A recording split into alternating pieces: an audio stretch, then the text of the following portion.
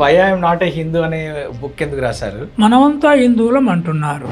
సమానత్వం అనేది దైవం దగ్గర ఉన్నదా లేదా అనేది నా మొదటి ప్రశ్నతో స్టార్ట్ అయింది.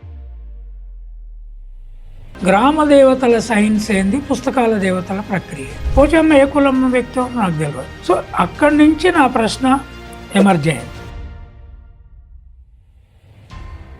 మీరు మనమంతా హిందువులం అంటున్నారు, సమానత్వం అనేది దైవం దగ్గర ఉన్నదా లేదా అనేది నా మొదటి ప్రశ్నతో స్టార్ట్ అయింది. Is God an agent of equality are not? నాకు ఈక్వాలిటీ ఇంపార్టెంట్. ఇప్పుడు మీరు పోషమ్మ, మైసమ్మ, మీ అమ్మ నరసింహస్వామి టెంపుల్కి వెళ్ళటము, తీసుకెళ్ళటం, కొబ్బరికాయలు కొట్టడం ఇవన్నీ చేశారు. మళ్ళీ why I am not a Hindu అనే బుక్ ఎందుకు రాశారు? అంటే ఇప్పుడు మా ఊరు చుట్టూ ఉన్న దేవీ దేవతల కుల సంస్కృతిని హిందూయిజం అని ఎవరు అనలేదే.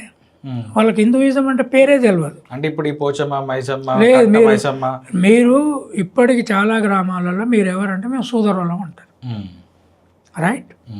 వాళ్ళు తురుకోళ్ళు అంటారు, వాళ్ళు క్రైస్తపోళ్ళు అంటారు, మేము సోదరోళ్ళు అంటారు. దళితులు ఏమంటారు? మేము మాదిగోళ్ళం అంటారు. మాదిగోళ్ళము మీరు మమ్మల్ని కూడా ముట్టుకోవద్దని వాళ్ళు కూడా అంటారు. బికాజ్ సెల్ఫ్ ఇంజెక్టెడ్ ఇన్ఫీరియారిటీ వాళ్ళలో సమాజం వేలేళ్ళుగా చొప్పించింది కదా. సో మీరు మా ఇంట్లకు వచ్చి మమ్మల్ని ముట్టుకోవద్దు, మేము మీ ఇంట్లలో కూడా రావద్దని వాళ్ళు కూడా అంటారు. ఈ ప్రక్రియ ఎట్లొచ్చింది అనేది నేను దాన్ని బ్రేక్ చేయడానికే గ్రామ దేవతల సైన్స్ ఏంది, పుస్తకాల దేవతల ప్రక్రియ ఏంది. అంటే యుద్ధాలు చేయడం అనేది సమాజ నిర్మాణానికి పనికొస్తుందా? రైట్? ఆయుధాల ప్రక్రియ అనేది ఉపయోగమా, ఉత్పత్తి ప్రక్రియ ఉపయోగం?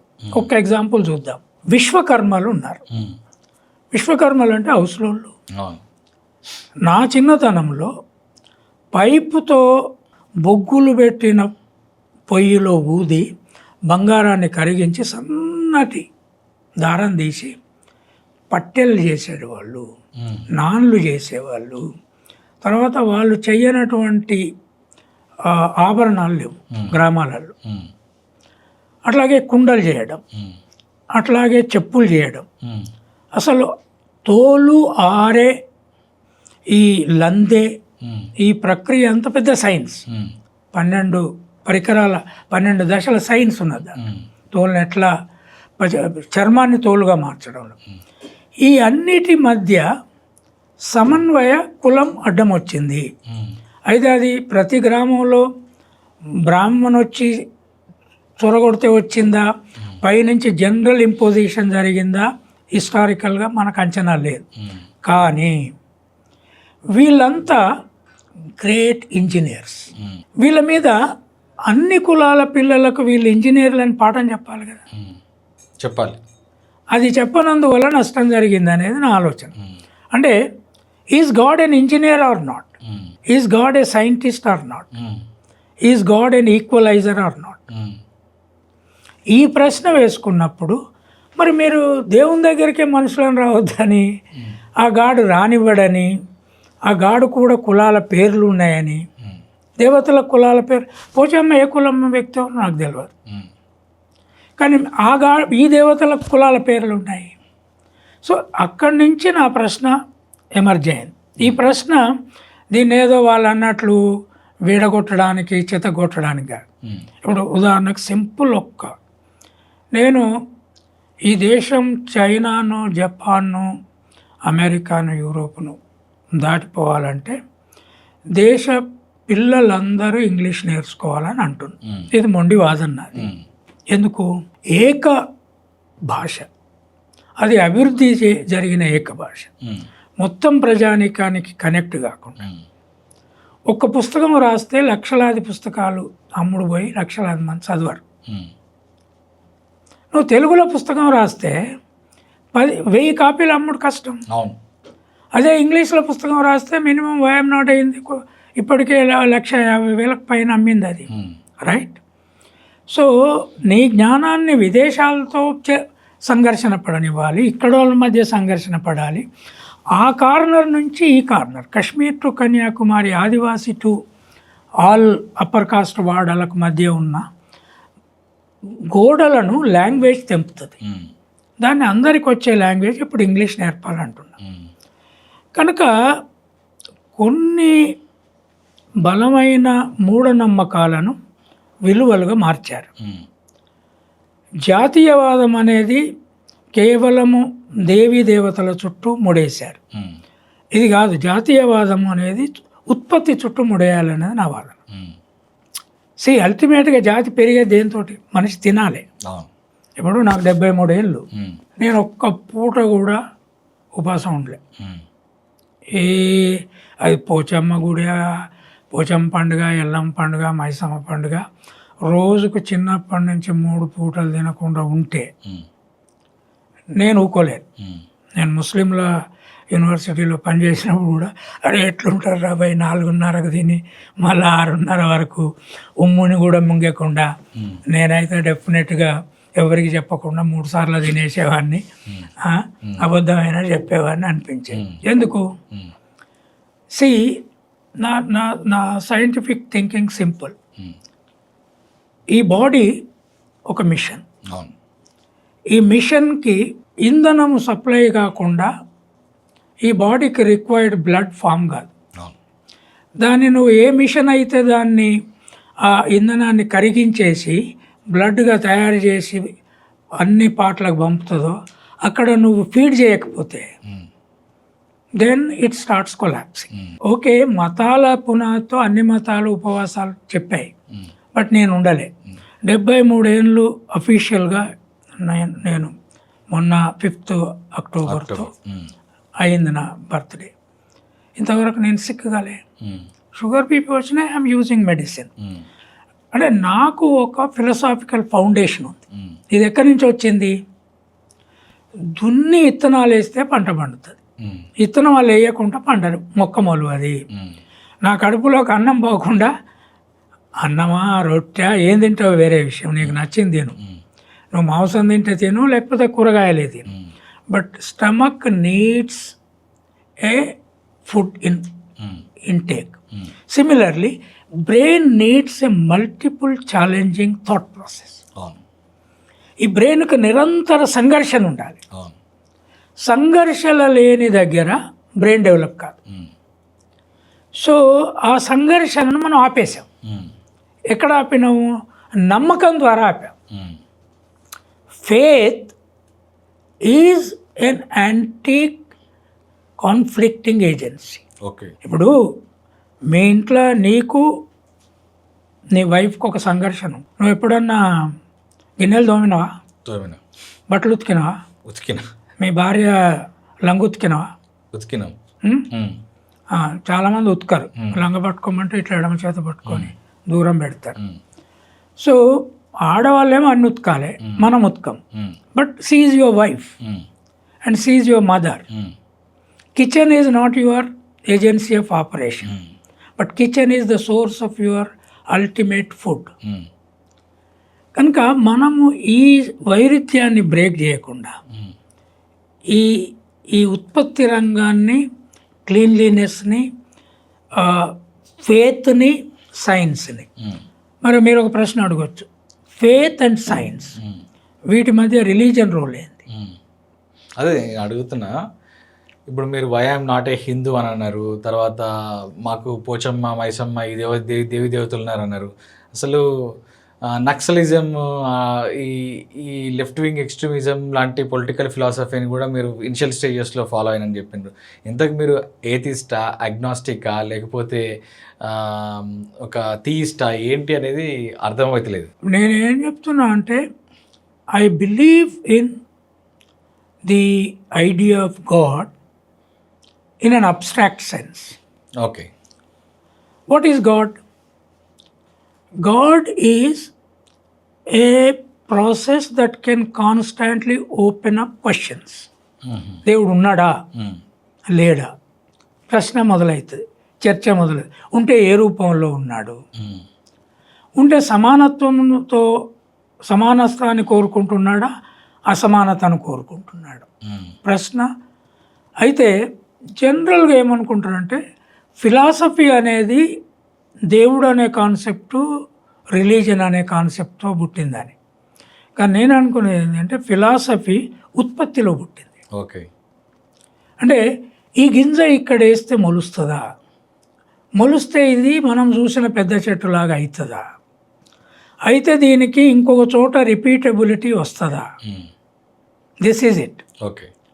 అంటే నువ్వు వంకాయ, బీరకాయ, బెండకాయ ఇవన్నీ కలిపి ఒక మిక్స్డ్ వెజిటేబుల్ వండాలనుకుంటే ఆ ఫార్ములా అన్ని కిచెన్లకు పనికొచ్చే ఫార్ములాగా మారుతుంది. It's a formula. Similarly production is also a formula. Now this concept of God is unending. అందుకని పోచమ్మను ఒక దేవతగా ఎట్లా నమ్మాను, సైన్స్తో ముడేస్తేనే నమ్మిన నేను. ఉత్పత్తి గాడెస్, ఆమె పసుపు మందుగా కనిపెట్టి ఉండాలి, యాపాకును మందుగా కనిపెట్టి ఉండాలి. సో ఒక డాక్టర్ను దేవతగా నమ్మారు. ఆ నమ్మకం తప్పులేదు. So there is a belief, but the belief is rationalised. అట్లాగే అబ్స్ట్రాక్ట్ గాడ్ ఉన్నది, లేదా ఒక విగ్రహ గాడ్ ఉన్నది. ఈ విగ్రహ గాడు చదువును అందరికీ రానిచ్చాడా, కొందరికే రానియమన్నాడా అనేది ఆ గాడుది ఒక థియరిటికల్ ఎక్స్ప్లెనేషన్ ఉండాలి కదా. గాడు ఏం చెప్పిండు అనేది థియరీ ఉండాలి. థియరీ లేనప్పుడు ఆ గాడును మనము ఎసెన్షియలైజ్ చేయడం, అంటే కంప్లీట్గా నమ్మకం మీద వదిలేయడం అనేది బుద్ధునితో చర్చ ప్రారంభమైంది. బుద్ధుడు ఏమన్నాడంటే ప్రశ్నను ఆపేదాన్ని నమ్మకండి. అండ్ గ్రాడ్యువల్లీ బుద్ధుడు దేవుడు అయిండు. బుద్ధుడు, అదే నా నెక్స్ట్ క్వశ్చన్ అదే. బుద్ధుడు ఇప్పుడు బుద్ధిజంలో హీనయాన, మహాయాన, వజ్రయాన అని ఉంటాయి కదా సార్. అందులో వజ్రయాన బుద్ధిజంలో చాలా క్రతువులు ఉంటాయి, రిచువల్స్ ప్రాసెస్ ఎక్కువగా ఉంటుంది. అందులో హిందూ మతంలో ఉన్న దానికంటే కూడా ఇంకా ఎక్కువ ఈ ప్రాసెస్ ఎక్కువగా ఉంటాయి, రిచువల్స్. మన Dalai Lama version of Buddhism. So బుద్ధుడు ఇంతకు వాళ్ళు బుద్ధునికి కూడా పూర్వజన్మలు ఉంటాయి, బుద్ధుడు మళ్ళీ పుడతాడు అనే నమ్మకాలతోని ఉంటారు అనేది నిజమైనది లేదు. ఇప్పుడు బుద్ధుడిని నేను అర్థం చేసుకున్నది ఇంతకుముందు నేను నా చైల్డ్హుడ్ని చెప్పాను. నా చైల్డ్హుడ్లో ఒకేసారి అవసరం లేకున్నా ఎక్కువ గొర్రెలను లేకపోతే పశువులను చంపడం రైతులు ఒప్పుకోరు. తిండికి అవసరమైన ఒక గొర్రెను ఒక రోజు పండుగ రోజు కోసుకుంటే బుద్ధుడు ఎగ్జాక్ట్గా అదే చెప్పాడు. యువతల వీళ్ళు యజ్ఞాలు యాగాలు చేసి వందలాది పశువులను బలిస్తుంటే ఆయన దాన్ని ఆపించాడు.